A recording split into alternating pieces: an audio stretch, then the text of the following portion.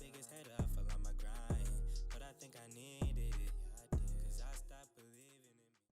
Thank you so much for joining me on Our Africa today. Cecilia is a lawyer and a coach, a training development professional, and she's been in Canada for 20 years. In a moment, she's going to tell us more about herself. I'm just so excited to have her here with me today. So, Cecilia, welcome. Tell us about yourself, what you do, and your family heritage. Thank you so much, and thank you for having me on this platform. I think it's a great platform that you have started. So kudos to you. Yeah, so my name, Cecilia, is actually my middle name. My heritage name is a long one. It's called Ntombizodwa. It is an Ndebele Zulu origin. That's my heritage. I was born and brought up in Zimbabwe, but of course my dad has a South African heritage of some sort, hence my name. And and then I went to school. I grew up. I went to school. I was born during the Liberation War in Zimbabwe, and so it was Rhodesia when I was born, because it was a colony of the British. And then I went to school, went to the University of Zimbabwe, and then moved to, and I studied. My first degree was in philosophy and religion. So yeah, I was one of those young people who thought I knew everything. Now that I was few philosophical ideas, but I appreciate that I actually learned a lot at that time about different schools of thought and different religions in my studies of world religions, and I think that prepared me for a wider worldview in terms of tolerance and acceptance of differences. And because my father is also, I have a mixed heritage, that has helped me to actually see myself more as a global citizen now. So what I do, I am a mother of one little busy, beautiful kid, girl, daughter. So I am busy with that. But what I do for work is I am in a law firm that does family law and real estate and wills and estate, litigation and corporate law. So my focus right now is mostly corporate, and I also do immigration law. Hmm. And this is what I'm doing. But I have worked for the past 15 years. I saw an email that came to remind me of my 15th year of contribution to healthcare in Alberta Health Services. So that has been my big contribution to the province of Alberta. And thank you for that contribution. So what brought you to Canada, and how long have you been in Canada? Yeah, that question has been asked many times. So I told you I went to the University of Zimbabwe and I graduated in 2000. And so after graduation, I wanted to have a little bit of an adventure to see the world. And my brother then lived in Montreal. So he had just moved a few months before from Durban into Montreal, Canada. And he was like, come and visit, come see the world. So, because then Zimbabwe was a Commonwealth country, I didn't need a visa, I only needed a ticket. So I bought my ticket to come and visit. And I didn't understand French. So when I got to the airport, at that time it was Duval, it's now Pietre de Trude, and they asked me in French, why are you here? I just thought, why would anybody ask me why I'm here? Of course, I'm coming to visit. And so the other guy said, oh, I think this little girl is looking for an asylum. And then that English word for me was associated with a place where people with mental health go. I said, no, I'm not going to an asylum. I am just here to rest. So of course they thought this little girl is lying. She's afraid. This is what she's doing. So I was put in a little room. I had all this paperwork done, and my brother was waiting for an hour, and then he had to call in and say, "Hey, I'm waiting for my sister. She must have landed from Air France because I traveled from Harare into Johannesburg, into Paris, into Montreal." And then they said, oh yeah, please finish these papers for the girl. The brother is waiting. And so I came out with my big file. That time we called it PIF. It was personal information, whatever file. And as a refugee claimant. So that is how I came to Canada. I came to visit and I became a refugee claimant. I still, 20 years later, I'm Canadian now, but that's my story and it's real. Wow, what an interesting story. That's a unique story. Very so often, it happens that when newcomers or immigrants relocate, they struggle with feelings of isolation and loneliness. So how did you cope with that? And for you, I know that since your brother was already here before you, you had someone. But for so many newcomers and immigrants, they're just here alone. So what would you advise for newcomers in terms of coping with loneliness and feelings of isolation? So that's an interesting question, because even though I had a brother, I still felt lost. And because I came from a place where I had family broader than just my brother, I had friends, I had a job. I was teaching at one of the Dominican schools. It was quite a very good, prestigious school back then.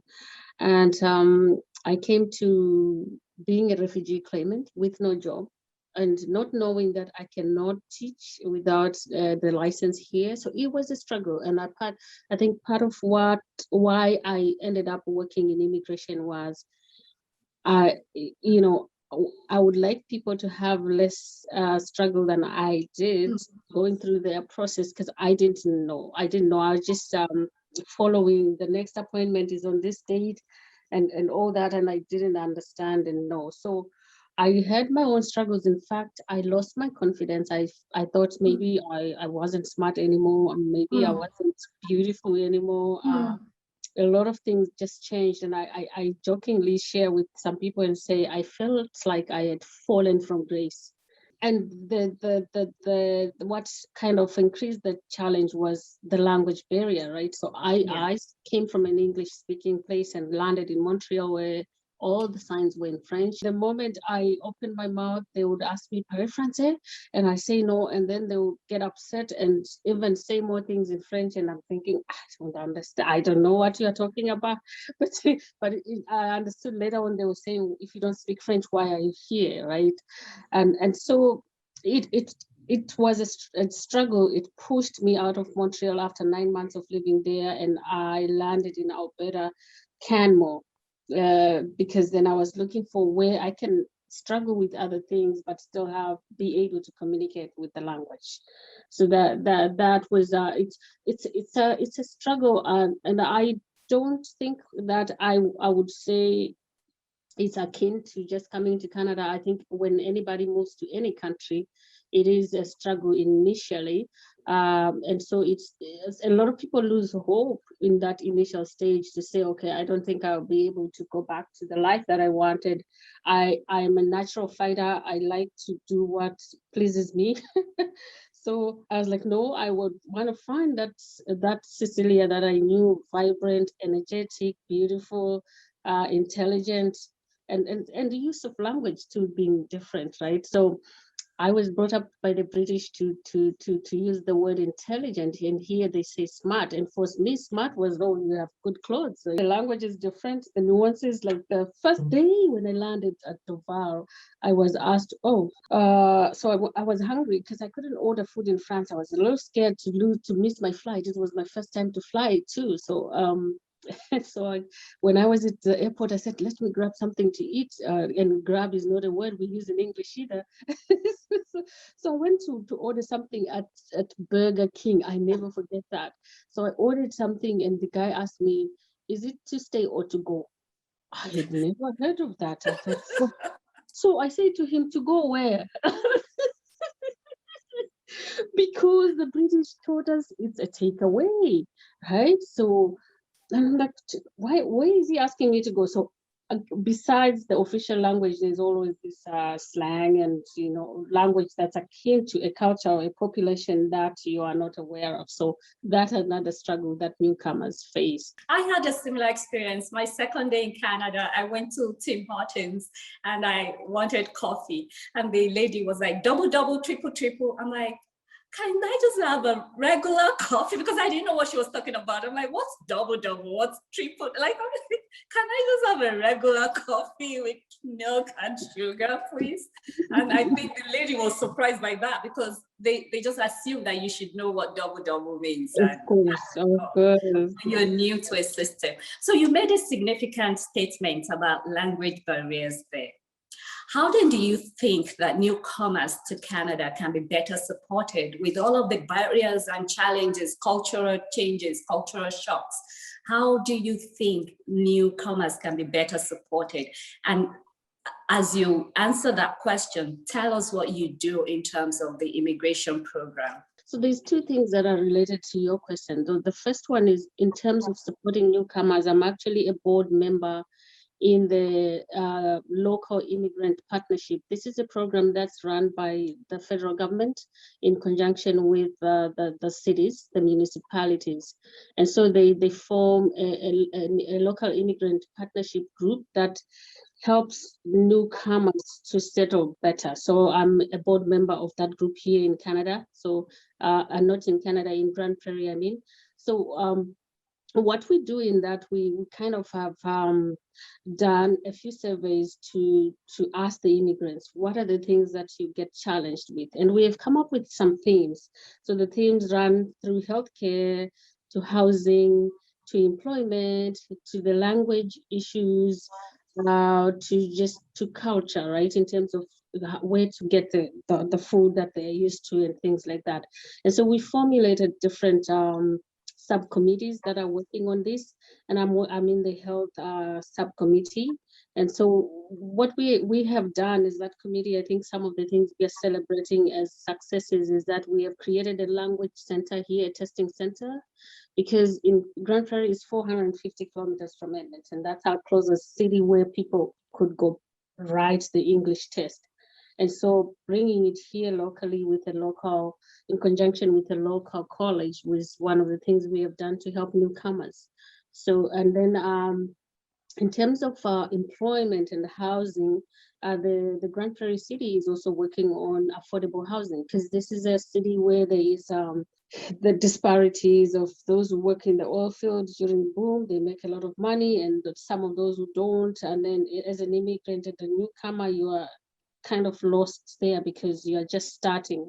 So there is a lot of work we are doing. I think I appreciate that the government is making efforts to make sure that newcomers get welcomed and they get help through navigating the system in the different cities they come in. Now it depends on what's happening in the different provinces, in the different cities, but I see some efforts. Of course, there's still some work to be done. I think one of the things that I would encourage others in terms of helping newcomers is it just always helps to smile and be curious, rather than be judgmental and ask people, why are you here? Or, or how come you don't speak the language? And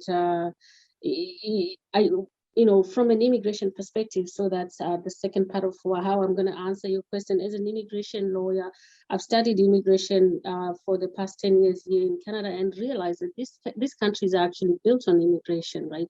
So the 2% population of Indigenous people is originally Canadian. So the rest of us are all from somewhere else, whether you're first, second generation Canadian. And I think if we all ground ourselves into that fact, it will reduce some of the issues and problems we see in racism and so these unfortunate incidences we have had, the London, Ontario attack on the Muslim family, the discovery of the 215 kids in a former residential school. That's our dark past that as Canadians we have to reckon with and realize that. So one of the things I always tell people is that as human beings, I think there is more that brings us together than what separates us.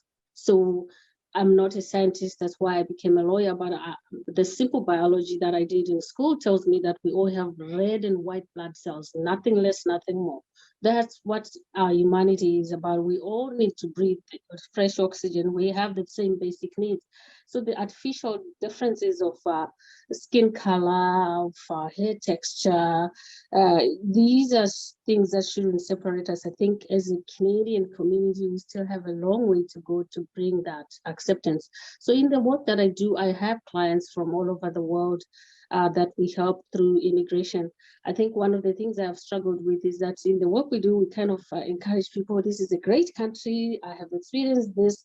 And then when they come, they're like, this is not what I'm experiencing. I'm experiencing racism. I'm experiencing lack of, my credentials are not recognized. I'm experiencing that I can't get the things that I want. So you told me that this is a very welcoming country and all that. So I think there is a little bit of a disconnect between what we espouse and show the world and the reality of our community here, because there are some people who are still ignorant. There's some people who are really good, but there's some also people who are ignorant. So true.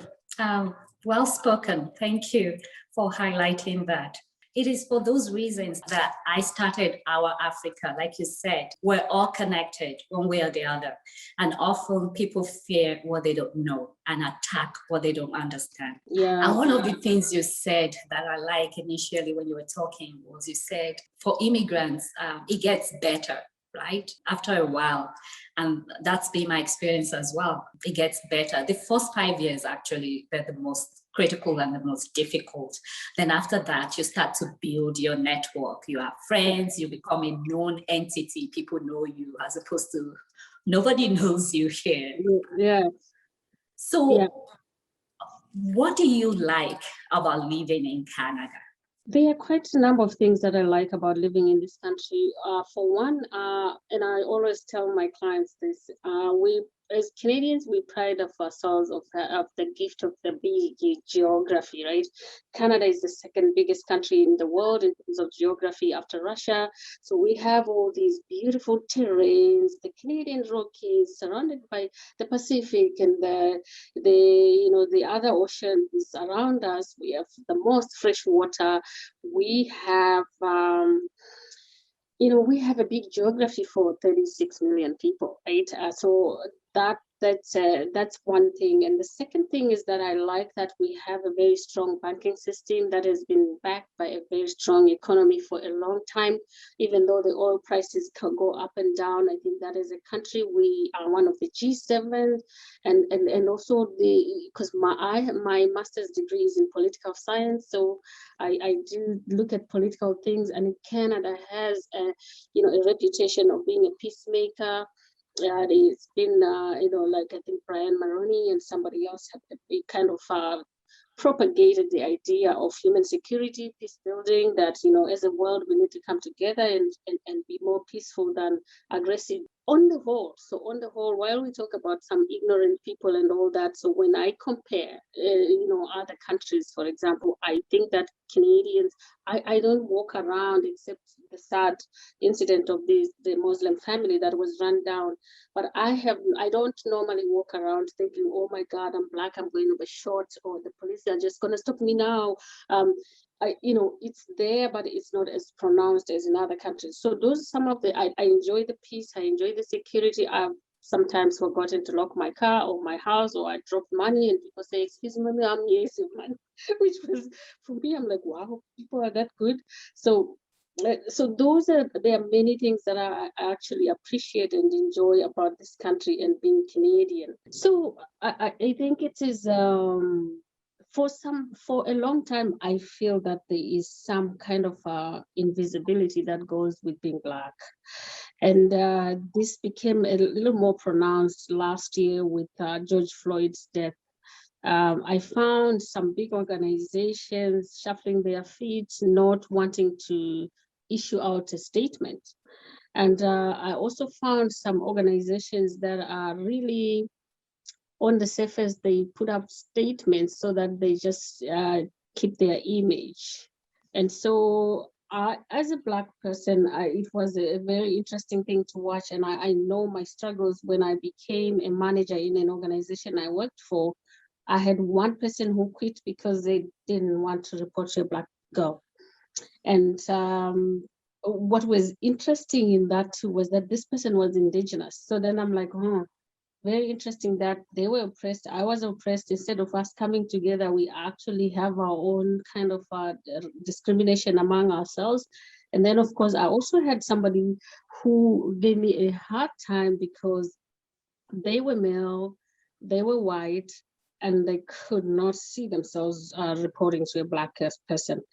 And and I also had somebody who was older than me, and they were working directly for me, assisting me, and they found it kind of offensive to report to a Black young girl, so to say.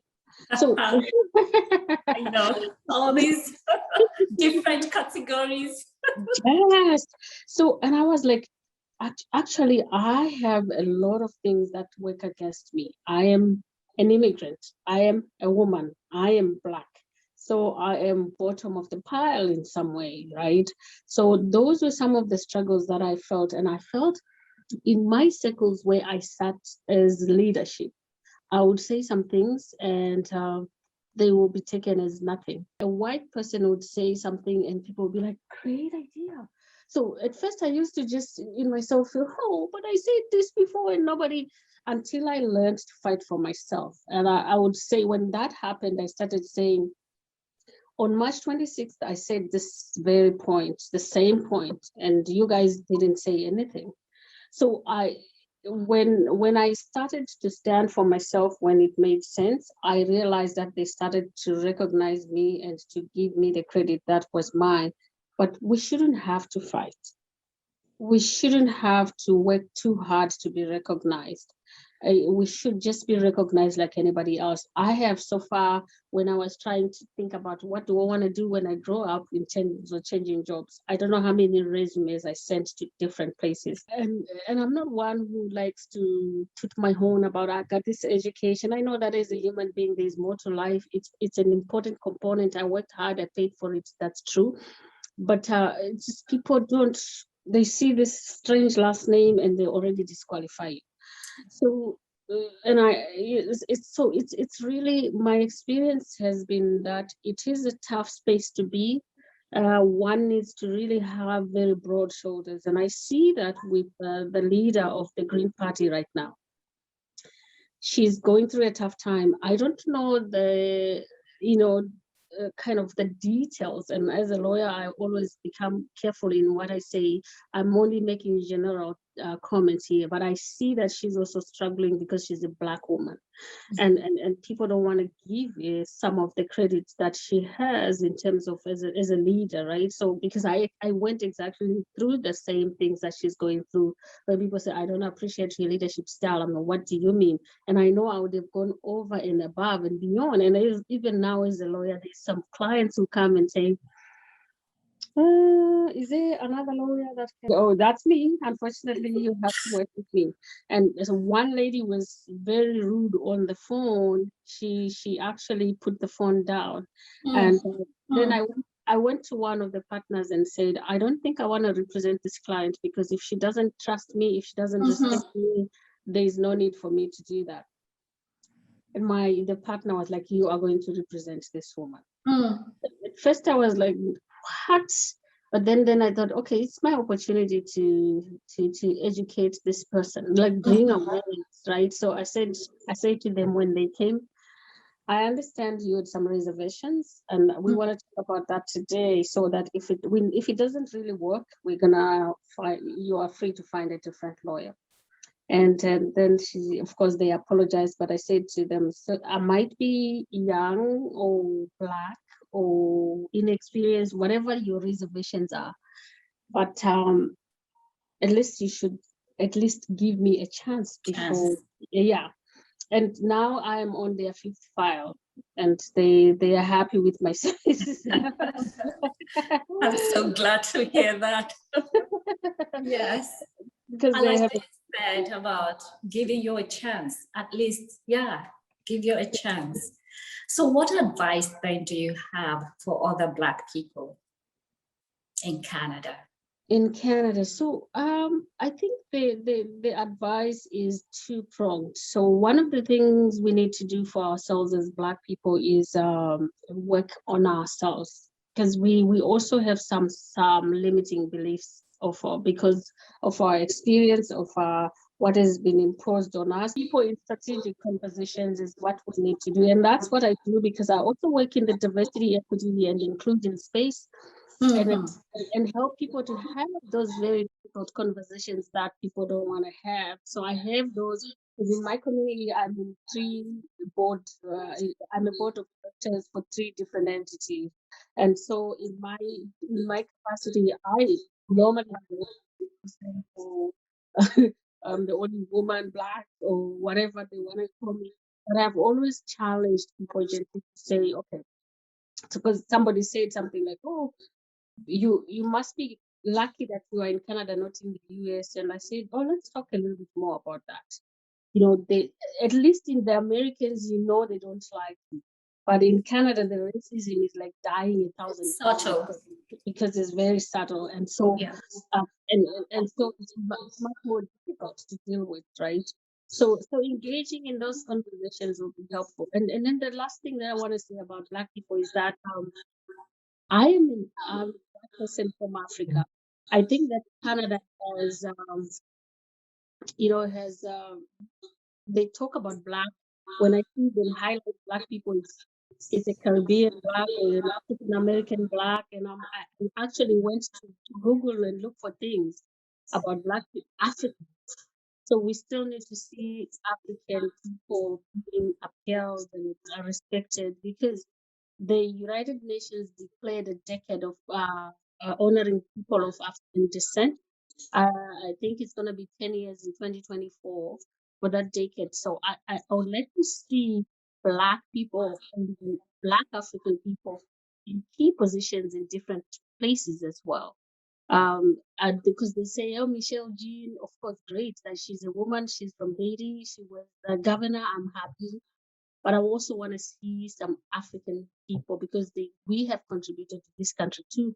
If I think of organizations that I've worked for, I don't see a Black woman being up there, and I'm Black. I've been looking for that, and yet they are very talented Black people or African Black people in Canada. And I know there's pockets of some organizations. There's a few organizations in Toronto that are starting to form something about Black businesses, Black entrepreneurs, Black leadership, and all that. But this hasn't been the norm. But what I see as the biggest gap is in our organizations, the hiring systems is where we need to look into what processes do we put in place when we are looking for talent, because the existing systems, that's why we talk about systemic racism, are there to discriminate. I've been in a position where we hire people, and I know that I've started tables where people get eliminated just because they have a difficult last name, or because people assume that this person won't be able to speak proper English, right? So, and I applied for positions where I know I'm overqualified, but nobody looks at my CV because I have a different last name. So I think that that's the multiculturalism. We celebrate Heritage Day. We go eat different food. It's more at an artificial level.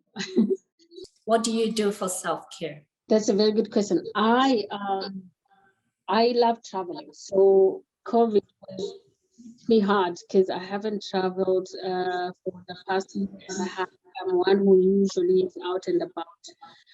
And then for my everyday self care, I'm an 8 hour sleep baby. I always make sure I get my enough sleep. I try to eat healthy, and I do things that I like. And unfortunately, some of them will close. So for exercise, I like Zumba because I love music and dance. So those are then I'm going with a friend today for my lunch. We're going for a pedicure. These are things I do. I go for my massage every month. So I do things to make sure I am okay, because unless I take care of me, I am not able to take care of anyone. And I believe that's strong.